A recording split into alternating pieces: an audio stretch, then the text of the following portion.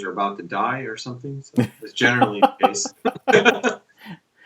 Always on the edge, especially well at these lower levels. You definitely can die if someone just looks at you wrong. You know, that's kind of the way it is. Yeah. Oh, that's Yeah, true. that's Yeah, true. that's true. Irony. I can appreciate that. All right, so it's 7 o'clock. All right. Welcome everybody, all those Good. that are coming on. This is obviously I'm Mark, and that guy over there I'm is Gonzo. Gonzo. We're coming to you live tonight. We thought we'd talk a little bit about that's the big book that dropped on Monday. Well, actually, it was announced on Monday. It doesn't come out till Yeah, what, March, Gonzo? March 19th, I believe. It's been a really busy week Yeah.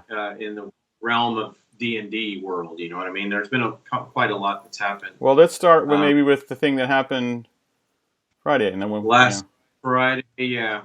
I think, and we did a video about it. We talked about Neil Peart, the drummer for Rush, which generally, if a drummer passes away in a band, it's not a big deal, no matter how big the band yeah. is.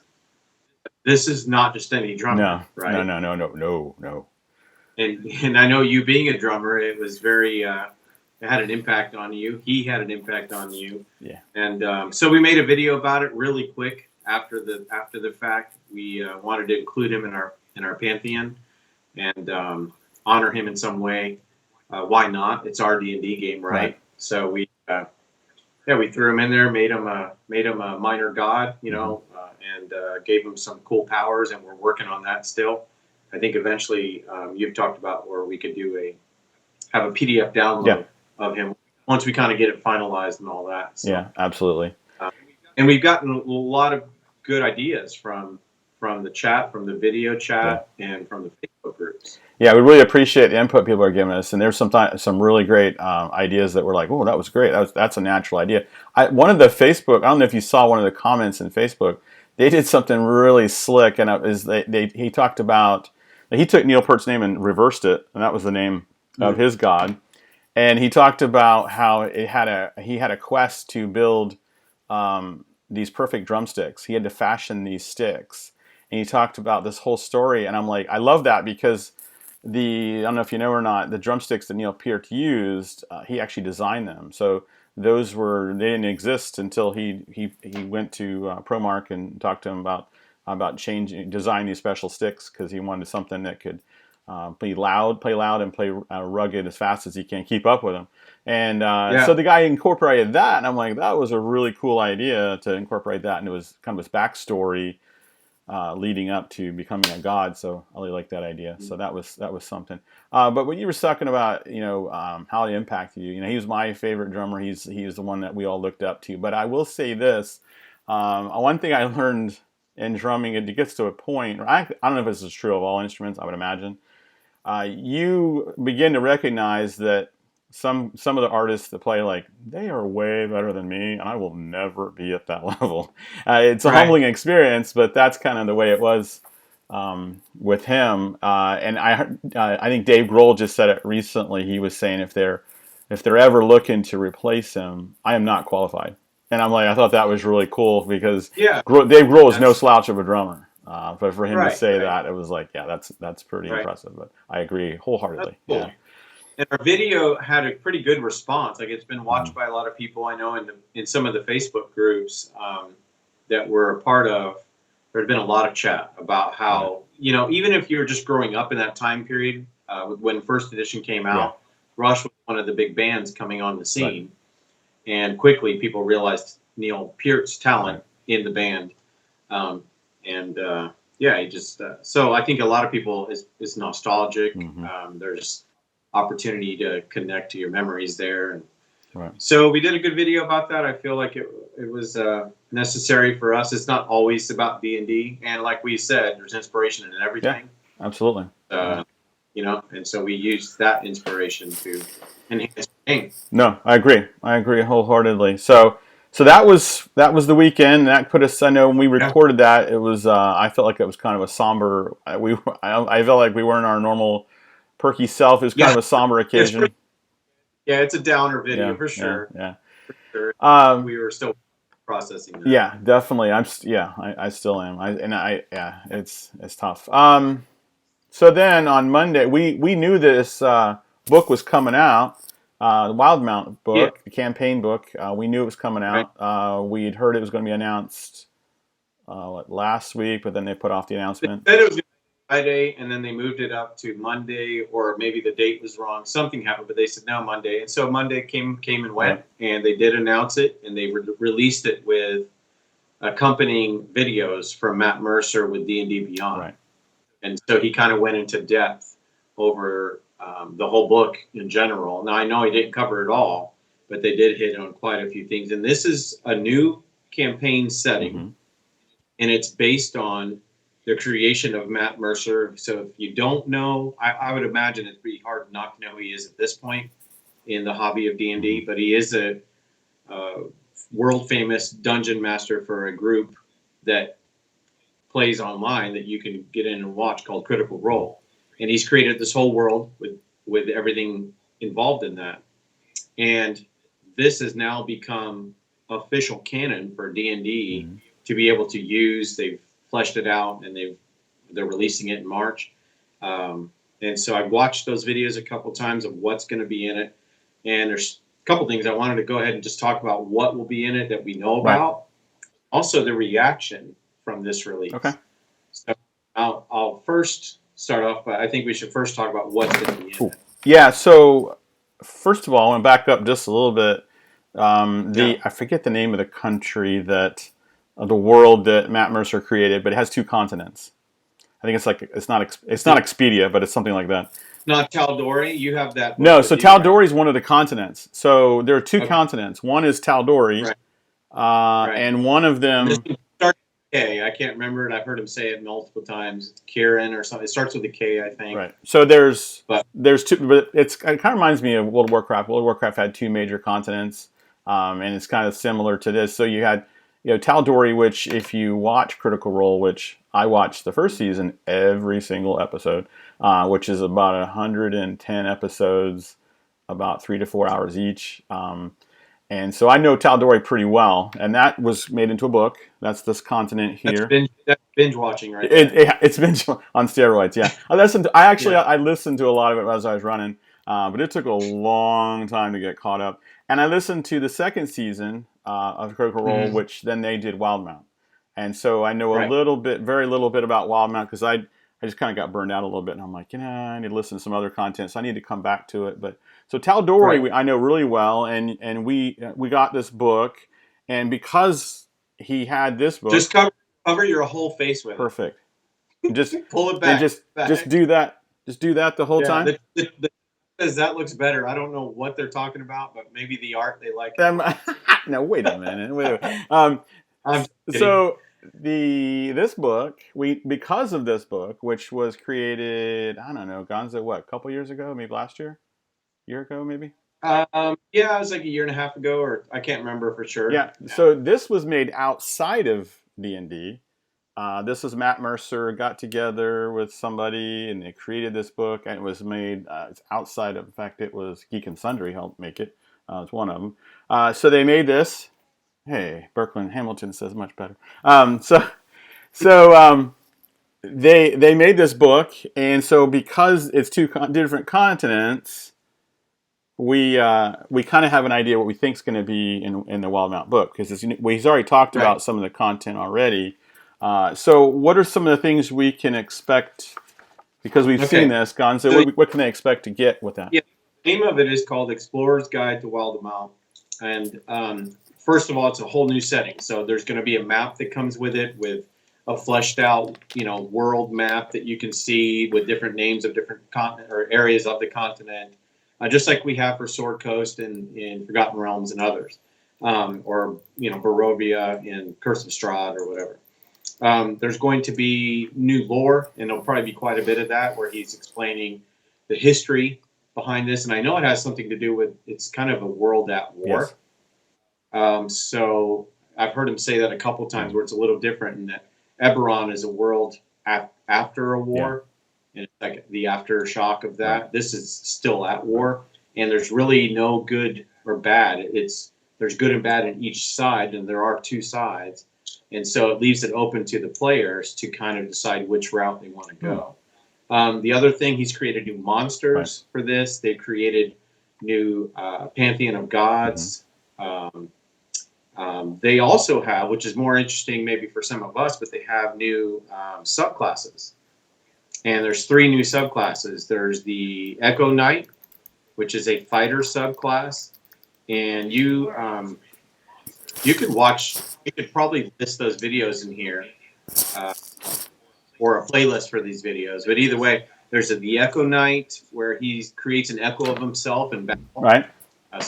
The fighter subclass. There's the Chronergist, I believe, which is a wizard subclass, which affects time to his advantage. And then there's the Graviturgist wizard subclass, which obviously affects gravity. There's 3 new subclasses, 2 more wizard, subclasses or schools or whatever. But he also created new magic with new spells called Dudemonts. So they're going to tie all that in. Obviously, they don't want to give it all away up front before we buy the book. So we're going to have to wait to see how involved these are. It'd be hard to review those. But generally, I think there's some excitement surrounding anything that's new that D&D puts out. As far as subclasses, especially. He also, just like the Tal'Dorei book, he has adventures for each land. So when you go to a certain place in the map, there's some character or story hooks that a DM could use to drop players right into something that's going on that they may want to get involved in. So that's really neat. Also, he has something, I saw he has something called Vestiges of Divergence, which he basically said are magic items that level up as you level up. Yeah, those were actually in the Tal'Dorei thing as well. They were in here as well. I love that idea. So he has it's like he said they're artifacts that have gone dormant, very magical artifacts that have gone kind of dormant. So you put them on, and they'd have they have some kind of effect.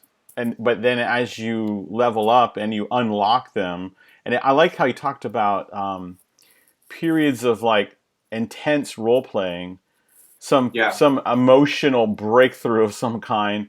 It unlocks it, and it becomes, I think they call it exalted. Each item it unlocks and becomes stronger and more powerful. And I love that idea that you get an item and you're like, this is kind of cool, and then it gets cooler. So that's a pretty neat idea. So.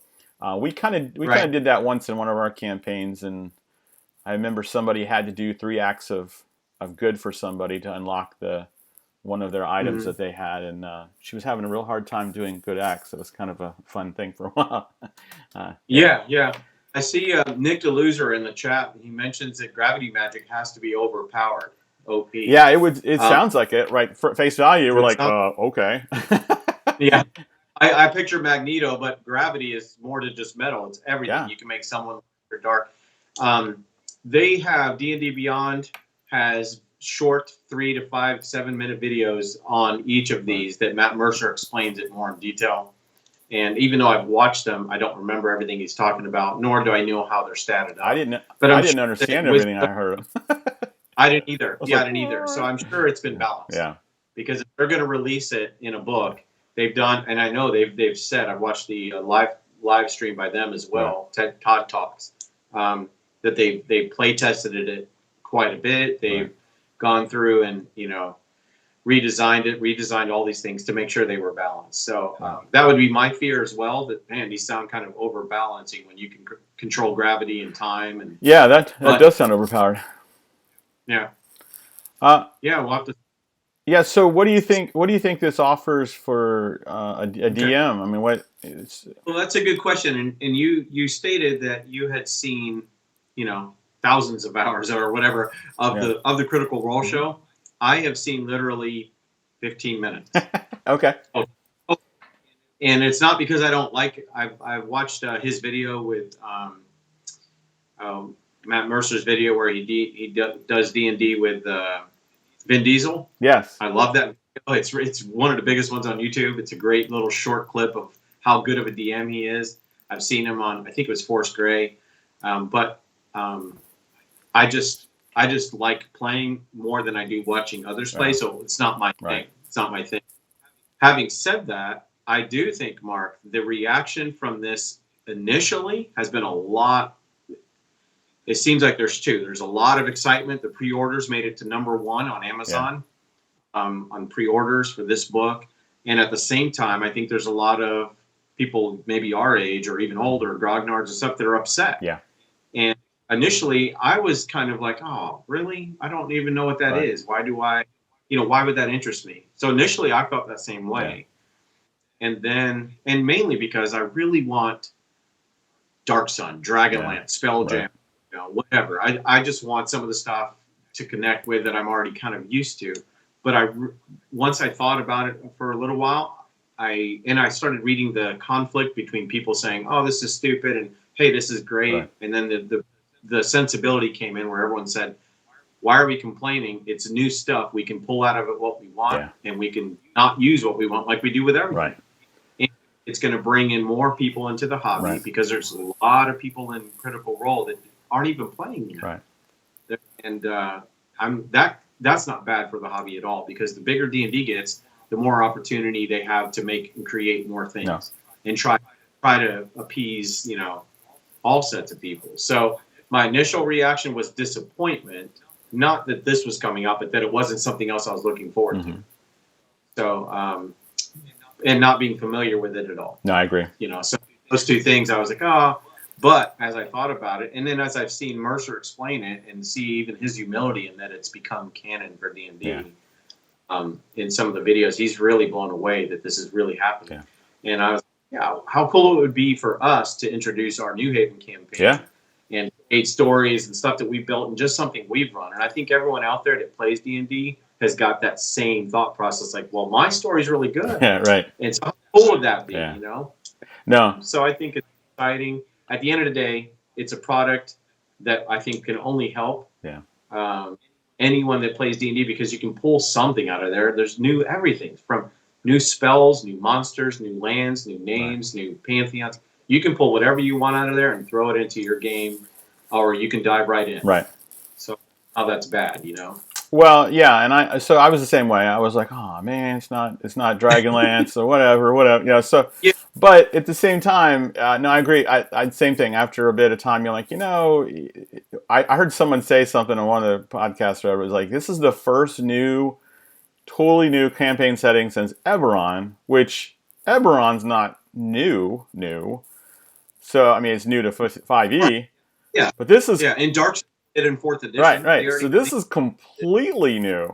So that's a good thing. I mean, we welcome all kinds of content. So my thing about 5th edition is that we have lots of options, and this obviously is an option. And you were right. The Critical Role in general has done. I mean, in the beginning they were doing their own thing, and they quickly became the poster child, and really for D&D in 5th edition. And they've done a lot for this game, so it makes sense that they would do this. And I think it's a nice thank you to Matt Mercer. He put a ton of work into this. He's been working in the beginning. I don't think they were making a whole pile of money at the very beginning. Now they're doing very well, I'm sure. The production quality of what they're doing is amazing. What they're doing, it's very entertaining. What they do, voice actors. These are voice actors from anime, video games. If you put those in chat, if you played any games like Overwatch, the gunslinger in Overwatch is Matt Mercer. That's his voice. So they're famous in their own right. Ashley Johnson was on the first season. She had to kind of bow out, I think, a little bit in the second season, but she's a straight up actress. She's been on Blind Spot on NBC, so they're really good at what they do. They're a little intimidating if you've not watched Critical Role. You start watching and you're like, man, they're really good at role playing. And you watch Matt Mercer and you go, man, is he really good at DMing? But he's been doing this for decades. They do have some connections, and so it's really polished. But you sit back and think, man, Matt Mercer created all this. And I don't know, the guy has figured out how to fold time or something, because I don't know how he has time to create what he does and prepare for it. And he is like very fluid in the game. He's like, he doesn't really have to look up too much. He just go, and that comes from practice. So he's played the game to be able to do that. Oh yeah, he playing for 20-something Yeah. years, and not only that, but they are full-time D&Ders. Yeah. They don't unlike you and I and Rivers, who I see here with us, and Hamilton Berkland, Yeah. and Nick the Loser. All of us have other things that we're involved in, and we generally don't get paid to play D&D. In fact, zero, I would think, at least most of us. But you know, this is their job, so they can devote their creative energies and their time into a product like this, and make it right, you know, and then have Wizards of the Coast refine it till it works and is balanced in the game and all that. I think it's only good for the game. You know, the net sum is going to be positive. I do feel that a lot of the people that complained about it are more disappointed that it's not something they want than because of what the product is. There are those that are like, well, that's not real D&D. I've seen all kinds of weird stuff, and it's like, I don't know. Every table's different. Every place you play is different. Every game group is different. Every setting. I mean, D&D is what it is. You know, what you make of it in your group, at your table, at your gaming place. So I don't see the need for the negativity, but I understand it, because I felt disappointed. It wasn't like, oh, I'm against it. It's just, well, what I wanted isn't coming yet. But it does not to say it's not going to come.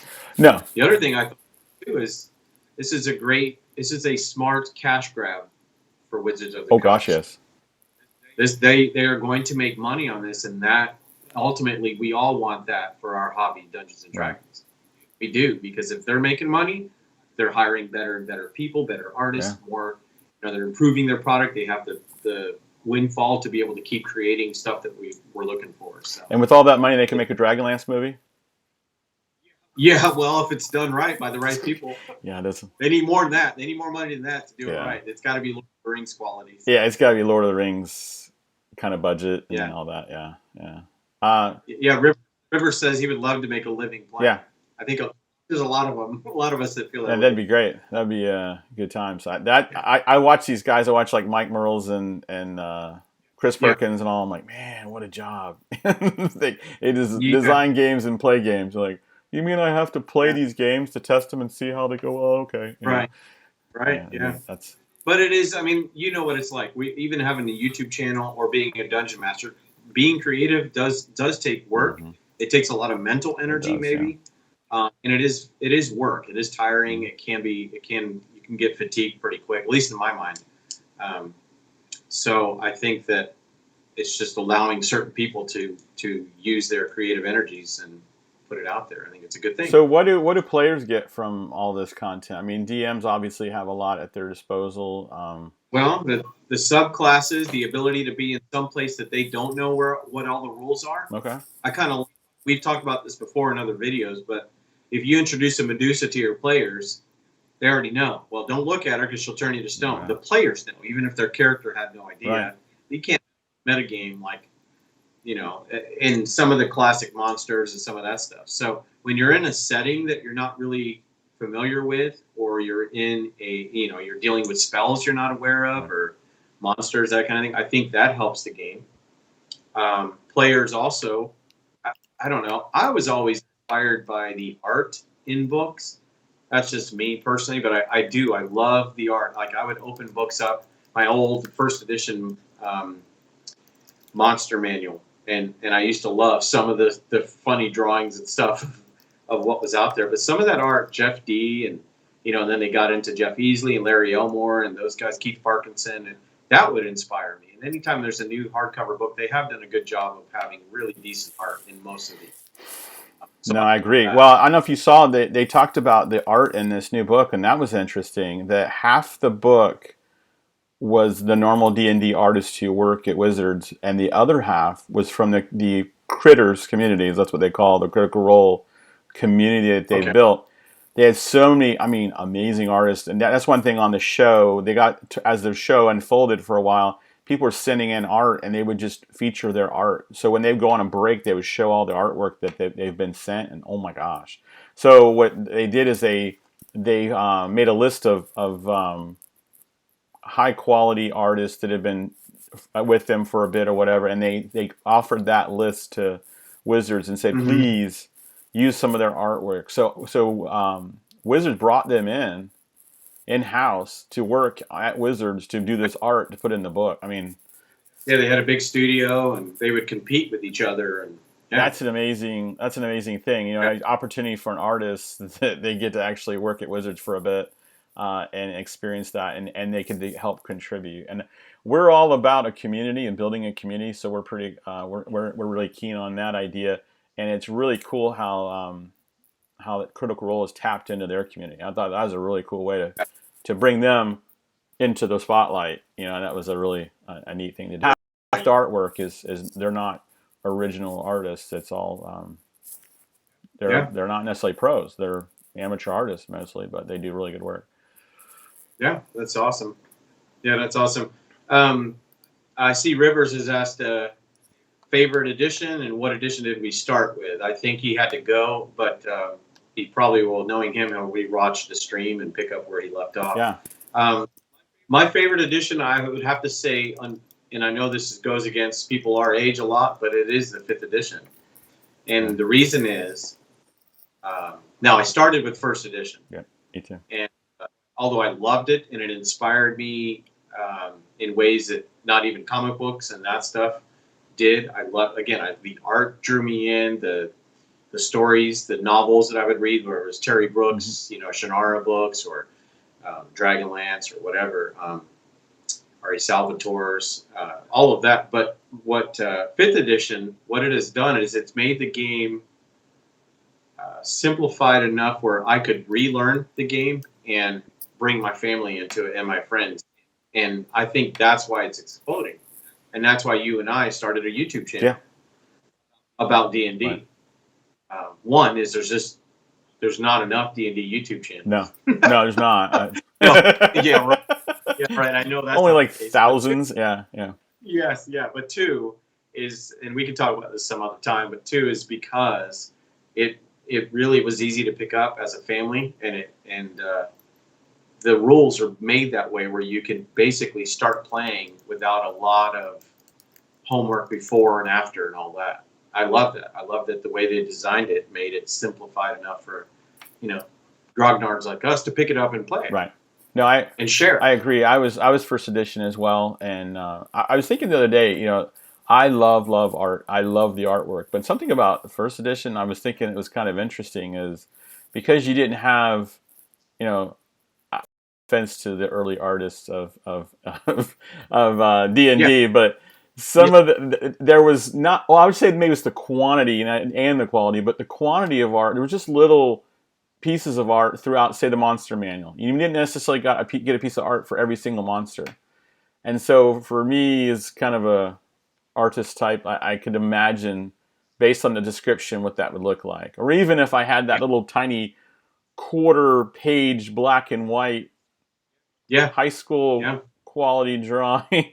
I could imagine what that would look like in real life, because that was just some artist representation of it. And for me, it really got my imagination going. And I kind of liked that. It was that aspect of it. Yeah. But it's one of those things where it's like, that was cool. I like that. But I really like the artwork now. The artwork today is staggering. I mean, it's amazing. It's like, wow, that's just super high quality, and some of the art styles don't really do it for me, but I recognize it's good quality. It may not be my cup of tea. It's not every single art piece I go, oh wow, awesome.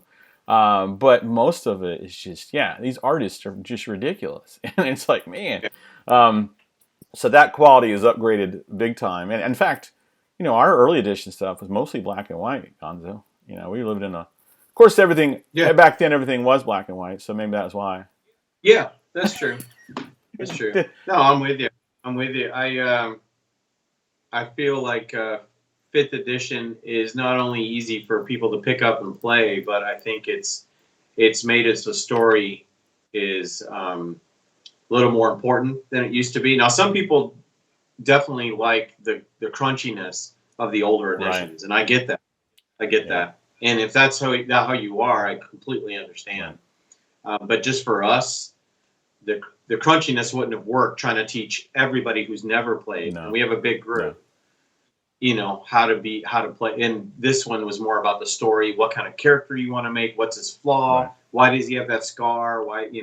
Yeah. what did he do in the past or she do, and those kind of things mattered, and then Right. and it became a lot more fun for It's everybody. definitely more story driven, and I love that. And it's almost like they got all that out of the way so you can drive, so the story can be unleashed. But no, I agree. And there's things I miss. Some of that occasionally, that crunchiness. It's like uh, in some ways they've really whittled everything down to advantage and disadvantage, Yeah, to really yeah, simplify a lot of stuff. And sometimes you're like, well, it'd be nice to be able to make some more rules with that, maybe, but okay.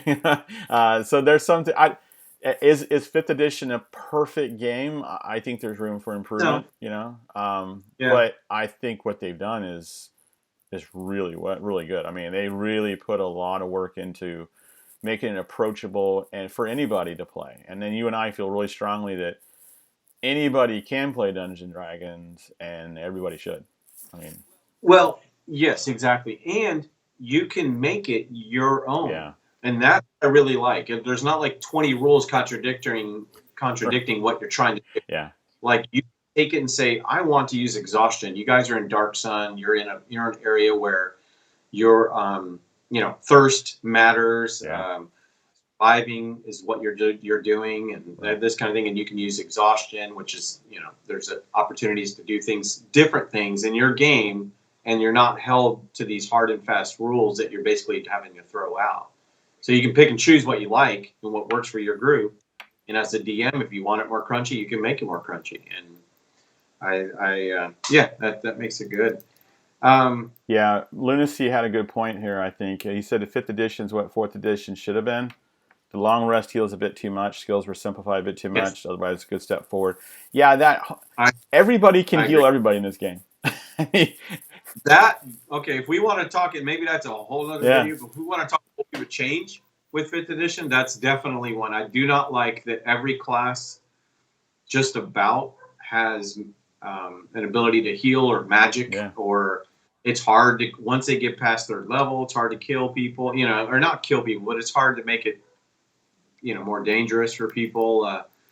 Once everyone fifth level, once everyone gets 2 attacks and fireball spell, you're as a DM, you really have to work harder to challenge them. And right. Yeah, and maybe that you and I've talked about how the higher levels start to become not as much fun, and maybe yeah, that's a part of it. Is that I mean, how do you scare a bunch of people when you could get seriously wounded and die? Well, we can heal. Well, all right, we're okay. You know, just take a yeah. long rest and we're good. We'll just bounce back from that. And so, yeah, between resting, short rest, and healing, what's to scare a player? I mean, after Well, first, how many times in our own game, yeah. how many times has a certain wizard conjured Lehman's tiny hut, Oh and we man, all jump inside there, regardless of what's going on around us, and we go ahead and take a long rest for 8 hours so we can get our spell slots back, heal right? each other, eat, maybe watch the world burn around us, whatever. But Yep, yeah, we're fine and leave it. Yeah, how many? Again, there's some things that have been nerfed in this game that make it more right. difficult or challenging for a DM to challenge your players. Yeah, But it's not. I don't think it's broken. I just think it needs to be tweaked a little bit. I agree with Man and Lunacy. yeah. I think bring Deadly back. Bring make things a little more deadly. Somewhere between Tomb of That's Horrors. your job as a DM. Yeah. Oh yeah. Yeah, You're right. You're right. like hey, make it more deadly then. Yeah. Yeah. I like it. All right. Yeah. What What else you want to talk I about? was gonna. Yeah, I was gonna ask you about the. It's just as far as our channel in Mhm. general and some of the things we're trying to do this year, 2020. Yes. We're just getting started. Obviously, we started live streaming. I think that's actually what I'd rather do. I know you don't get a lot of views that Yeah. way, and we're not all about the views or the subscribers. We do want to affect a lot of people, so we are looking for more subscribers. But it's just more about the personality and connecting with Yeah. people, like you said, building a community, and that's why I like the live I stream. agree. Is that when you come on, you can chat with us. We can talk about things you guys want to talk about, and so I think the live streaming will be a fun addition to the channel. No. What are some other things we're looking to do this year? Well, I know you had some ideas about teaching other people to play, and you and I were real serious about that. And that's kind of outside. It kind of is outside of what we're doing on screen, but But at the same time, it is on screen. I've had conversations with people that saw me online, and they were like, "Hey, I have some questions," and people have messaged me asking questions, and that I love. That's why we wanted. This is an opportunity for us to give back to the game we love and to help others learn how to play. We create a video how to play. A lot of people can watch that. But people connecting with people and them telling us, we've had comments. People said, "Thanks for doing this," and but questions about the game. That's super rewarding. But yeah, teaching other people, building the community in different ways. We're connecting with people on Facebook. We're connecting with people a little bit on Twitter, and even littler probably on Instagram. But also going forward, we have ideas as we get bigger, have some more people to play with. We get in Discord, and actually, you can run some games in Discord. People can actually find people to play with, because I know that's one pain point for a lot of people. We're hearing is that people are looking for someone to play with, and it's hard to gather. Issue. Yeah. Yeah. And Discord is one way that could happen. And in Discord, you can get on headsets and play. It's not that we much prefer playing in person, but it's a way to play. And at the end of the day, I'd rather play some way than not play at all. So that's the thing. Yeah, I agree. So Discord is something that may be coming soon. Yes. Also, I know Mark and I have plans to go to at least one, if not two, bigger D&D conventions. Yep. And I would like to run a couple games, you and I, with people, maybe people from the channel that we'd like to, in other words, meet and then play a game together or something. So that's another way to connect that we're excited about, and I definitely want to try that out. So I've never played at a convention. I've been there when they're playing, and me being a comic book guy for so many years, I've always been doing the finger wrap, going through all the comics and all that. But yeah, I'm excited for that too. I think, and shoot, our whole family of players, our gaming group, almost all of them have DM'd at some point. Yeah. We could, as the channel grows, we could run several tables. That'd be fun. Yeah, that'd be a lot of fun. And really, sometimes it's hard for people to find DMs to play. We're really lucky that we have people that are willing to try. In fact, I had a kid. I can tell you today, I had a student ask me on 2 different days. One, he told me he was going to DM tonight. And he was excited about it for the first time. And then later he came to my room and asked about, he wanted some advice on what he should do about DMing for the first time. And I thought that was awesome. Mm-hmm. And it's a kid I don't even have this year. I had him in the past. So, but he knows I play and I'm on here. So that's the stuff. That's the payday for us. That's our pay. Is we just want people to play and everyone play and help connect people. So. Good stuff. Right. Yeah. I agree. I had another thought too, and this is probably a video we could work on, but we might as well talk about it with our group here.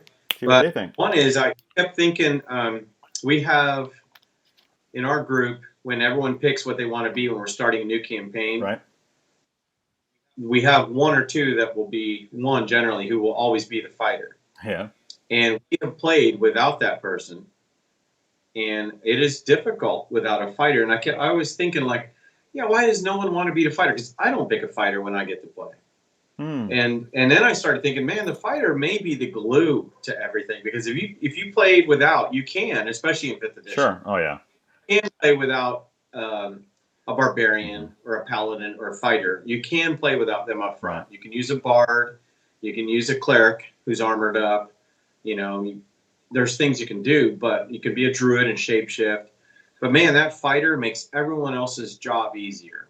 The fighter runs in, engages right away, is taking a lot of the damage because he's right up there, allowing the rogue to get their sneak attack because they're allowing the wizard to prep his spell from long range or the ranger to shoot from far away.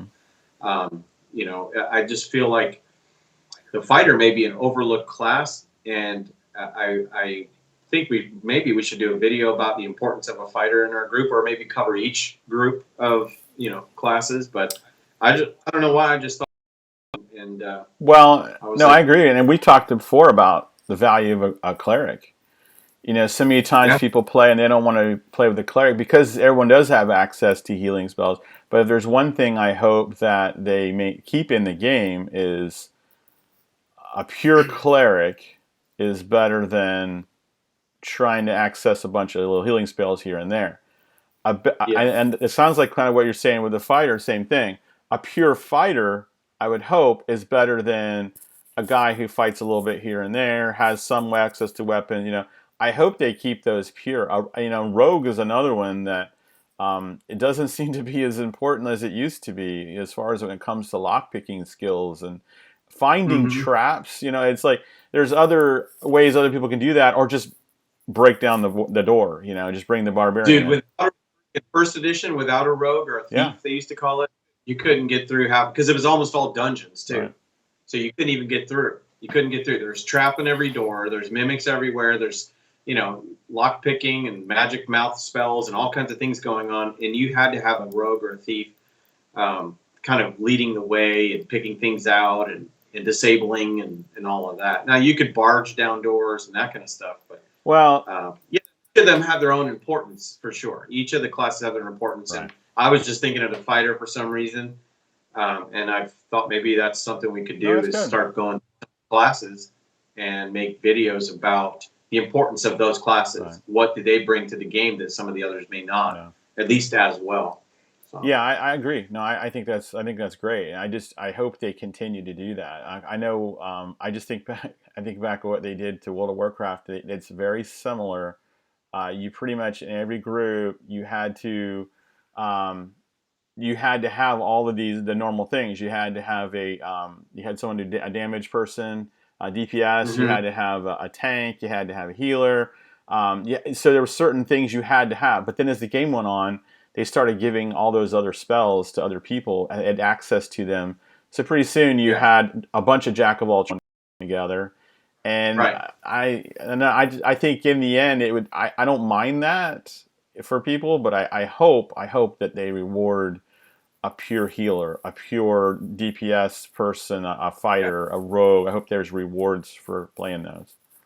Yeah, I agree. I agree. I think that it really helps smaller groups to have the jack of all trades. If you have a group of Yeah, three or two, two or three maybe. But once you get four, five, or six, you're starting to duplicate stuff. right. It is nice to have that tank, hmm the the meat shield, whatever you want to call Right, them, right. Yeah, uh, yeah. set things up, and then the rogue coming in from the side and doing some heavy damage, and then the wizard controlling the battlefield and all that. I think that's a lot of fun. So we should do some videos of that. I see someone mentioned in the chat about the Leroy Jenkins. Yeah. We have a barbarian The that Leroy, plays like that in our group. yeah, we have one, and there's been death involved because he's Leroy Yeah, Jenkins yeah, himself. yeah. We didn't get chicken at the end though, not like Leroy did. Yeah, Yeah. that's good stuff. Yeah. So, do we want to talk about the Unearthed Arcana a little bit? I know you didn't really get a chance to Yeah, read through it. I didn't get a review, but I know you reviewed it some. You just we can briefly talk about it and Yeah, I'm see. just This on is fun because sometimes they're going to end up using it in a book, or sometimes it'll become right, canon, sometimes it won't. So for a period of time, we as players get a chance to delve into this stuff that sometimes is right, overpowered or underpowered, right. and then they balance it afterwards. Yeah. What they come up?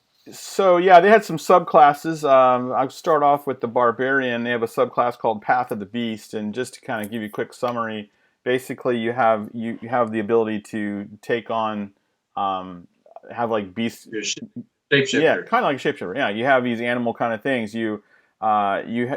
Like they have like a bite effect thing where your mandible actually kind of stretches out, so you look like a wolf kind of thing, and you have a bite attack, and you have a claw attack, and things like that. So that's kind of Okay. a neat way. One a neat thing they had, the origins were interesting. Like it says that one of your parents is you can roll a d4, and you could be one is that your parents were a lycanthrope, which is that'd be a cool idea. Um, Yeah, that's cool. so there's some other ideas, but I thought that one really jumped out on me as I'm like, oh, that'd be kind of a nifty idea, and that has a little flavor to it. So that's just the short version. It's kind of a Is shapeshifter kind that of thing. What? Fighter, is that a fighter This is a subclass? barbarian subclass. Yeah, Barbarian. like they need Okay, another reason to be more barbaric. Yeah, more primal. Right, yeah, exactly.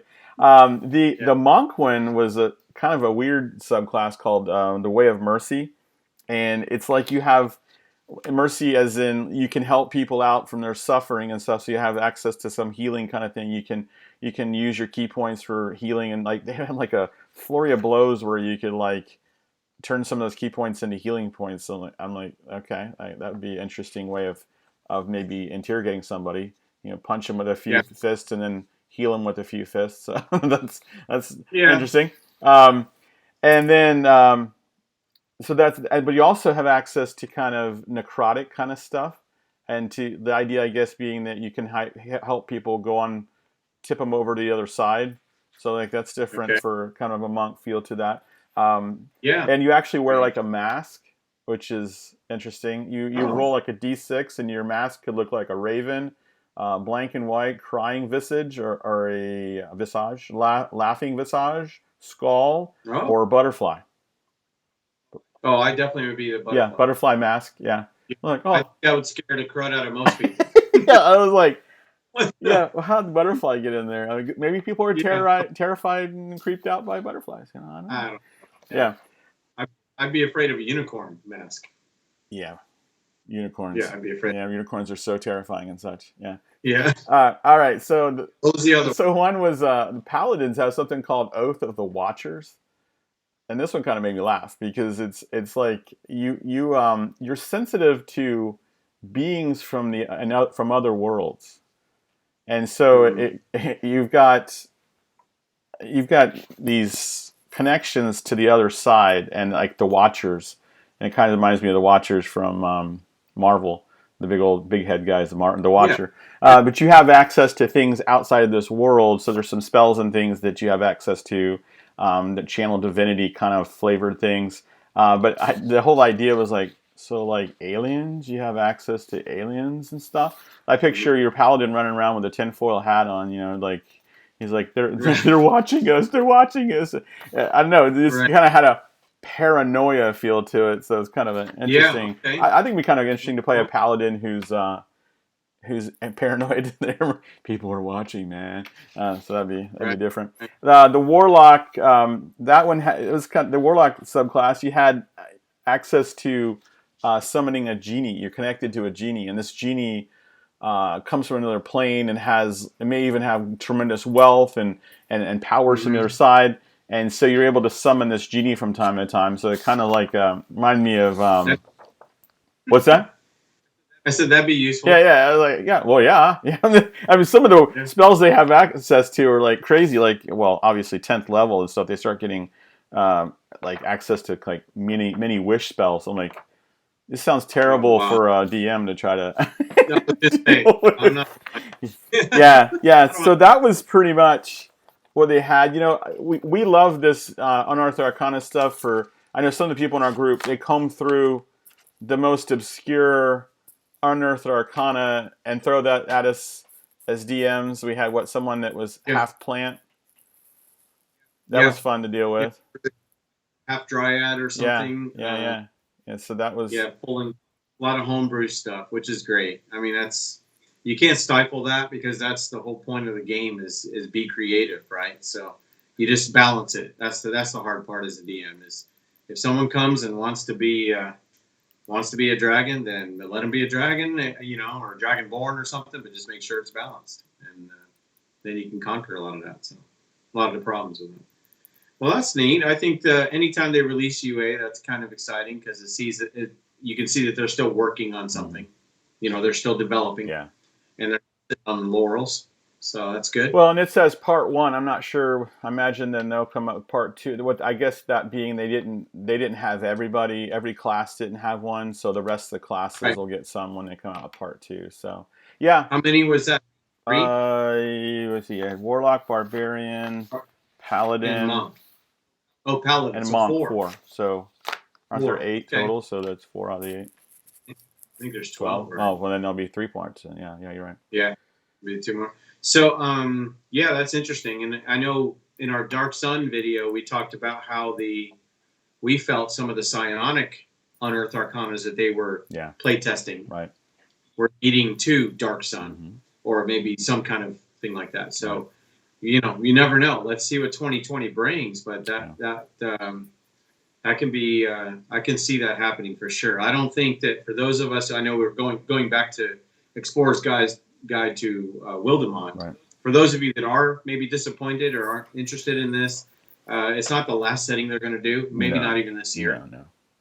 I think that we may be seeing also another player's handbook or something like Xanathar's Guide is generally the player's handbook too, because it has all the new subclasses and that I could see maybe something like that coming, as well as some more settings and adventures for sure. For sure, we'll get more adventures, but I could see another meaty book coming this year, and hopefully another setting too, maybe near the end of the year. Yeah, so I think if I were Wizards, the I don't know, the map I would kind of be, what would be on my map anyway would be Dark Sun, because it's very glaringly different, and somewhere definitely Dragonlance. And I never really played Spelljammer, but I love the idea of expanding the D&D universe. I think that'd be good. And this is why Wildemount's, I like that because you're expanding that. You're expanding the possibilities, the options a player has, DMs have. But to bring Spelljammer in, that would be a big push, a big in a different direction would be really good. And maybe some kind of maybe like a steampunk kind of thing would be interesting. Yeah, that'd be something. Clockwork. Yeah, and people would love that. A steampunk setting would, people go bananas over. So that everyone's a little bit like that with the Warforged and all that, but and that they do use like steam machines and stuff like that. So it may have a little bit of that in there. Right. But yeah, I mean, whatever comes. Either way, I guarantee you two things. One, we will probably use some of it in some way because we like new stuff.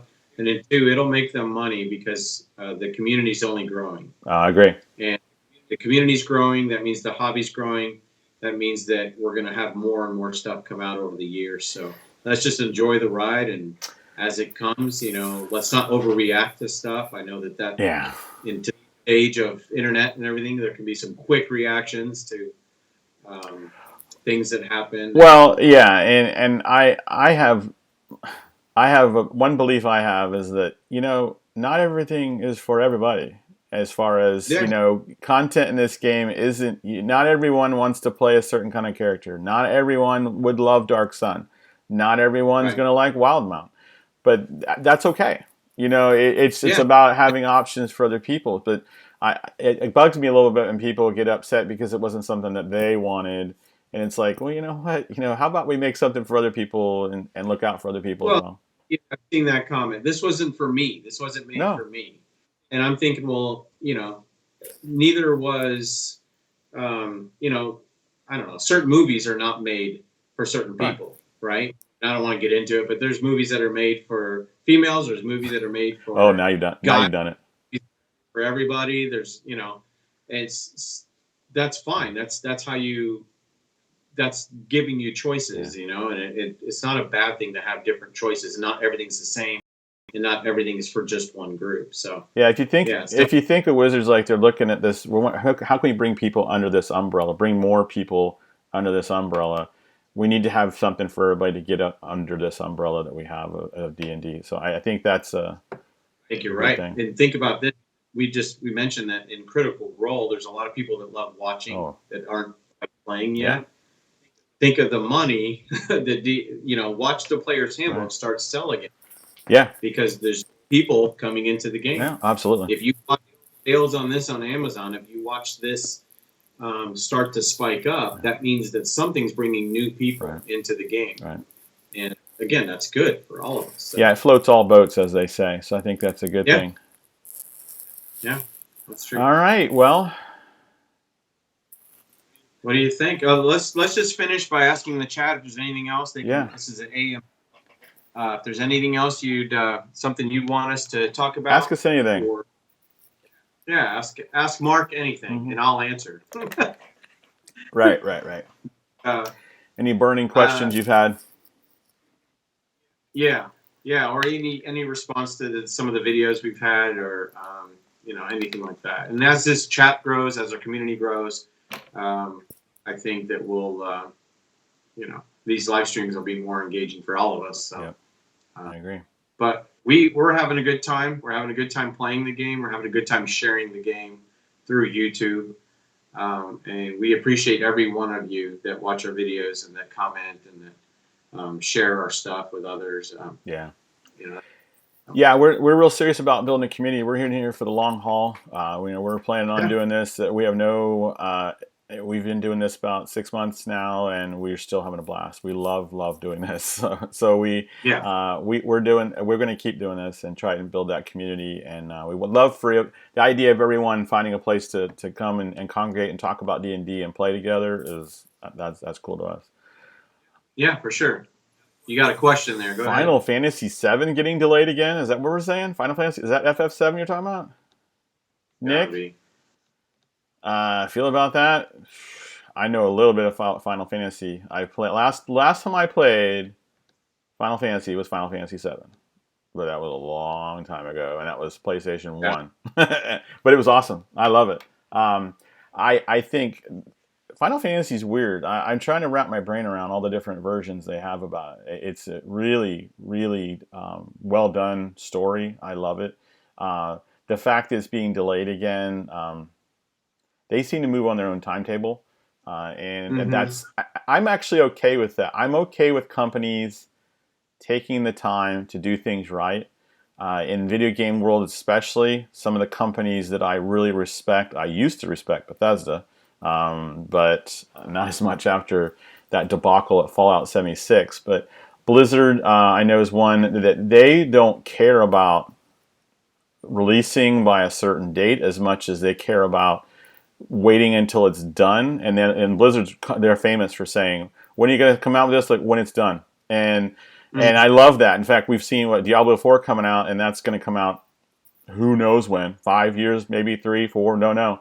They won't tell you. They'll just say, when does it come out? When it's done. And I really like that. I respect that. On the other hand, you have a company like Ubisoft that if the calendar says we're supposed to come out with a game on January 1, they'll just relay it. They'll do that, and that's the thing.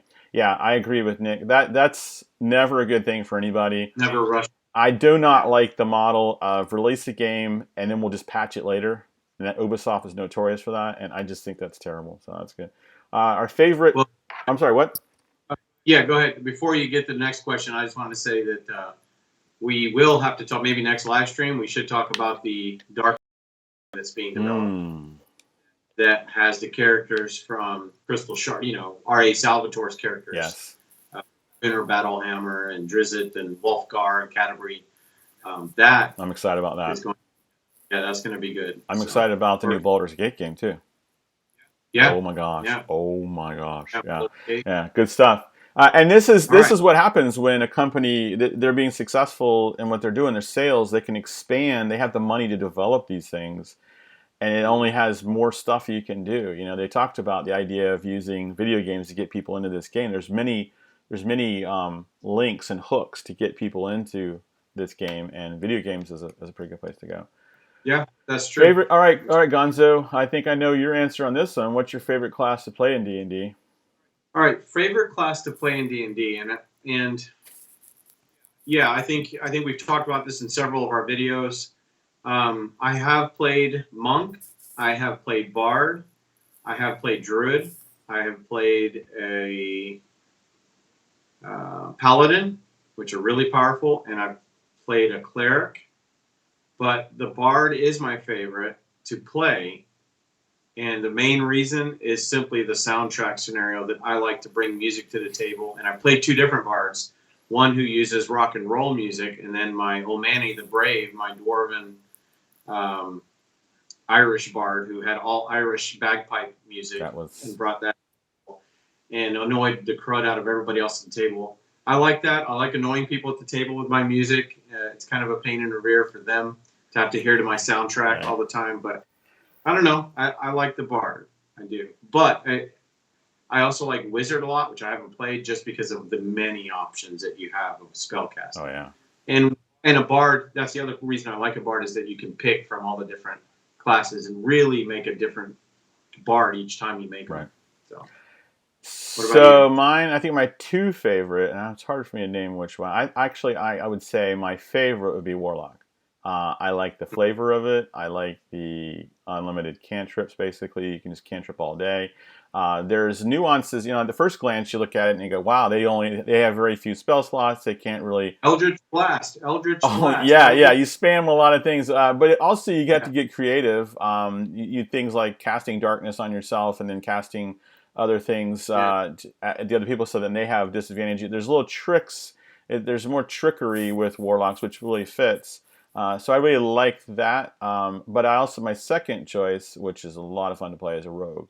I just love the amount of damage that they can do with their sneak attacks. It's like so awesome. So I really like and now again I like the feel out slinking in the shadows and stuff. So I'd be Warlock, and then Rogue would be. It'd be hard to pick, but because I didn't even think of rogues, but thematically those are just so fun, because you could be Jack Sparrow, or you could be someone else that's, like you said, hiding in the shadows and coming in and just wreaking all kinds of sneaky stabby. That's what I like. Good. All right, so can't wait till Overwatch. I can't either. And from Blizzard, good luck on that. That could be a decade from now. You don't know. I mean, you don't know. So but again, I respect that. I wish more companies would do that. And look, it's working for Blizzard. I mean, they're doing very well. And Bethesda, I don't know what happened there. Fallout 76 was so disappointing. And they've lost their way, and that's a shame. So anyway, well, Gonzo, it looks like we've been on here for a good hour talking these people's ears off, but we've had a good time talking to each other anyway. And the chat. For sure. Thank you, chat. I want to thank everyone that came in. Great questions. Thank you. We like this engagement. Thank you so much. Thanks, Critical. Thanks, Nick the Loser, for coming in, Ben. And I think I even saw Hammy on here. I think Hamilton's supposed to be studying, I think. Man in Lunacy. Yep. Thank you. And Rivers, we got to see him before he had to go to bed. We're thankful for having you guys in here. Appreciate it. Mike, I saw Mike posting at the top there. Not Mike. So, what?